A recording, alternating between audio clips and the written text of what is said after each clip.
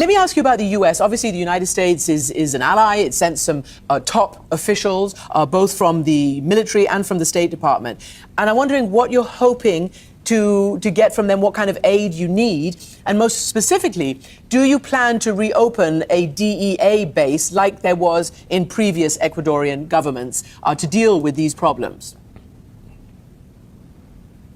It's unconstitutional to do so. We cannot have foreign bases in Ecuador according to our new constitution from 2008, but we can work together. We can have cooperation. We can have the DEA work with the CS, work with the anti-narcotics police here, and help us fight against these terrorist groups, which have a lot of money, have a lot of resources, have a lot of guns. So we need international cooperation. I would gladly accept cooperation from the US. We need equipment, we need weapons, we need intelligence. And I think that this is a global problem. It's not only in Ecuador. This is a problem that goes beyond borders. About 35–40% of the drugs that come out of Ecuador go to the States, another similar percentage to Europe. So this has to be treated as an international problem.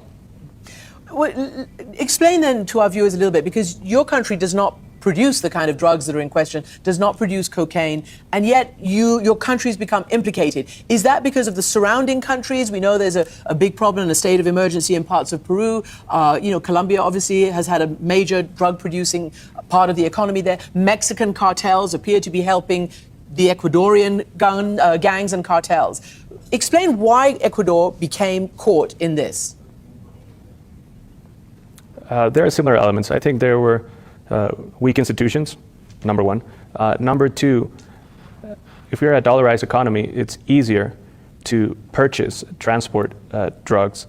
There's no currency exchange. So we use the dollar, which is the international currency for drugs. We have to say it as it is. Also, the fact that Ecuador is an exporter of refrigerated goods and of food.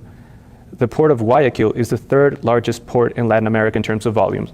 So number one is Santos in Brazil, number two is Manzanillo in Mexico, number three is Guayaquil, Ecuador. So it's a logistics hub for the whole region. It's a dollarized economy, and I think that these narco-terrorist groups, international groups, have taken advantage of this situation.